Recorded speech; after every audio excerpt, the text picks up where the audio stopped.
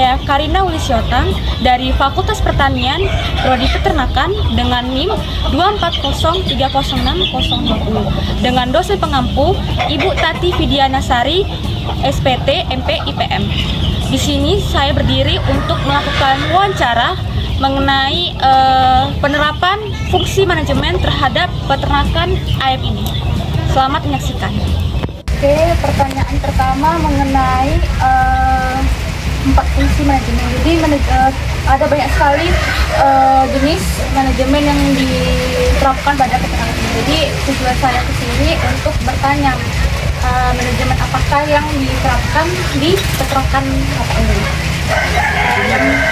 Yang pertama itu mengenai perencanaan. Oke. Apa tujuan Bapak dalam mengelola peternakan ayam? Tujuan saya nyambung hidup lah. Terus kemana kalau nggak ternak ayam kita nggak makan? Nah, ya sisa-sisanya untuk anak sekolah lah. Nah, kalau ada sisa lagi, ya ditabung lah. Nah, itulah yang kita buat selama ini. Oke.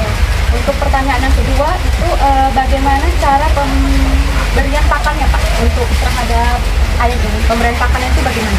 Iya, kita pemberian pakannya sistem basah ya. Basah artinya dicampur dengan air karena memang ayam kampung ini dia lebih palatable.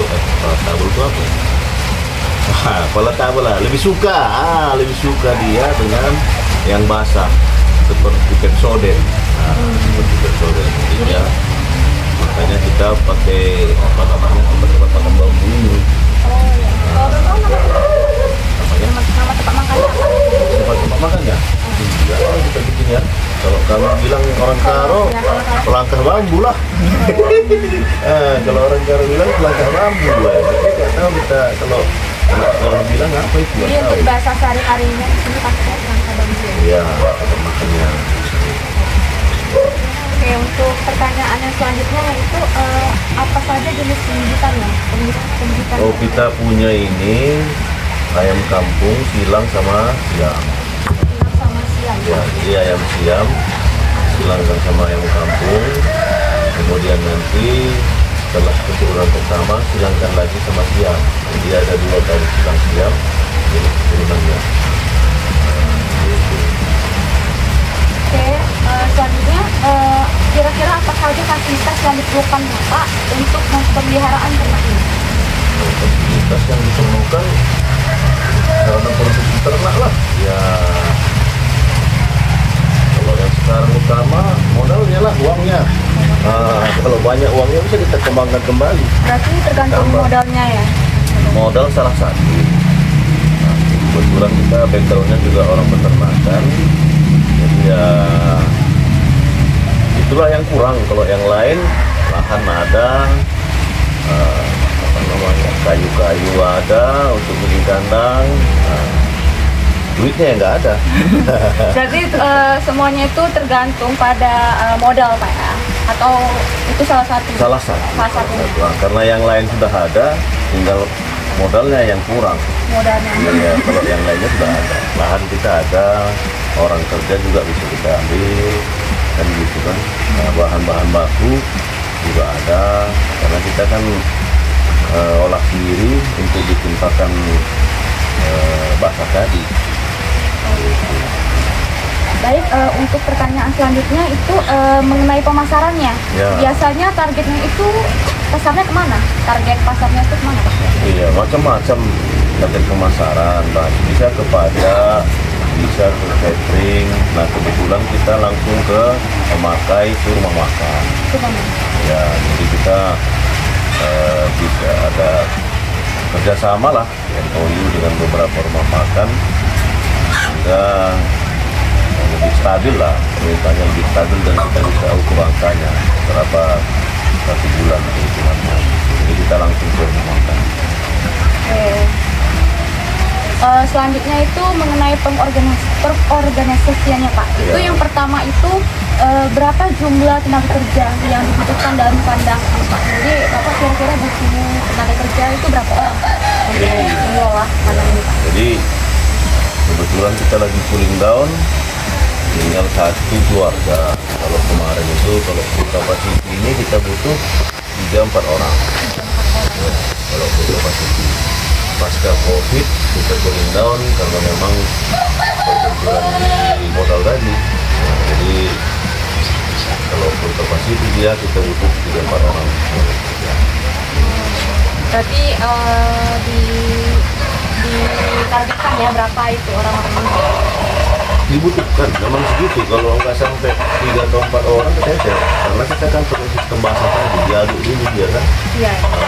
Kalau dia sistem kering, pakai feeder tray, tinggal naruh aja, lebih simpel. Nah, karena kita pakai basah, pakai sayur juga itu itu sayurnya nanti kan itu Iya, sayur. nanti Nah, kita masak, kita ini jadi lebih ribet dia, tapi lebih kalau menurut saya lebih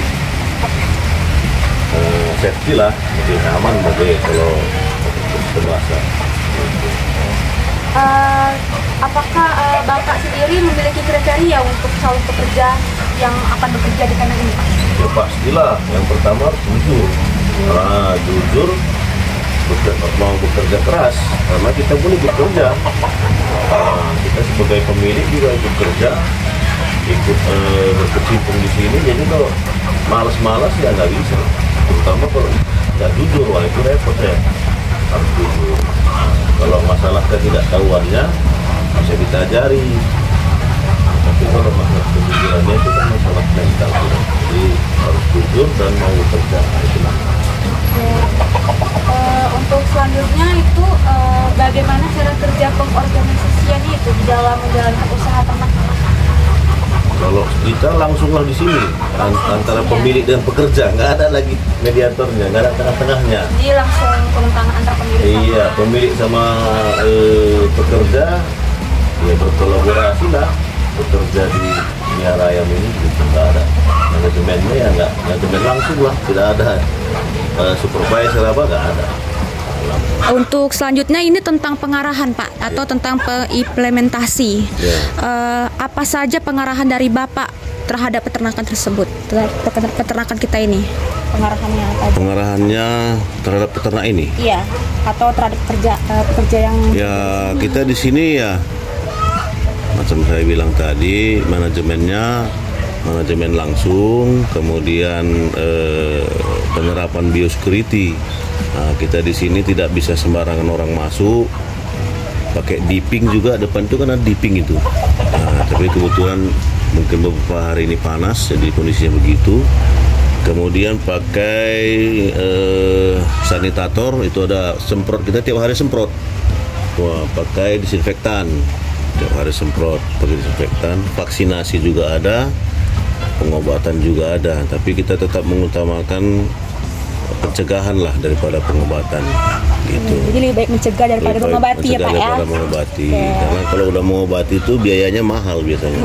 Kosnya tinggi. Modal kan? lagi berarti Modal ya, jaga kan? lagi gitu Iya. ya. Oke.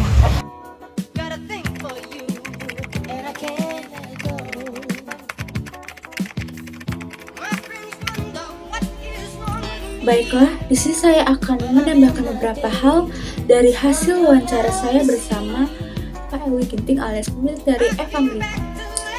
Yang pertama itu mengenai vaksin. Vaksin biasanya diberi sebelum 1 bulan udah selesai programnya dan biasanya diberi untuk anak-anak. Dan obat atau vaksin ini juga diberi tergantung situasi. Vaksin yang dipakai itu biasanya jenisnya itu yang pertama RES, ND, Gumboro, dan AI. Kalau untuk per minggunya biasanya menghasilkan sekitar 150 ekor dengan berat 1,2 kg. Kalau untuk jumlah ayam, total keseluruhannya kalau induk adalah 300 ekor, dan untuk produksi biasanya memproduksi mencapai 2000-an dari yang kecil untuk dijual. Baiklah, kesimpulan dan saran yang bisa kita ambil dari hasil wawancara saya tadi adalah bahwasannya peternakan Family Farm ini telah menerapkan dari fungsi manajemen yang mencakup yang pertama adalah fungsi perencanaan, pengorganisasian, pengarahan, dan pengawasan. Semuanya ini sudah diterapkan oleh Pak Ewi Ginting selaku pemilik Family Farm. Semoga kedepannya peternakan Bapak ini bisa lebih baik lagi untuk depannya, karena beliau bilang dulu sempat hampir mengalami kebangkrutan dikarenakan ada masalah seperti terjadinya COVID-19. Semua pekerja dihentikan dan beliau melakukan sendiri. Tetapi setelah COVID-19 berakhir, Bapak itu juga memulai lagi usahanya hingga sampai saat ini usia peternakan Bapak ini hampir mencapai 24 tahun yang berdiri sejak tahun 2000 hingga saat ini masih beroperasi hingga saat ini. Demikianlah video saya mengenai hasil wawancara ke peternakan para rakyat. Bila ada kata yang salah, baik sengaja maupun tidak sengaja, mohon dimaafkan. Sekian, terima kasih.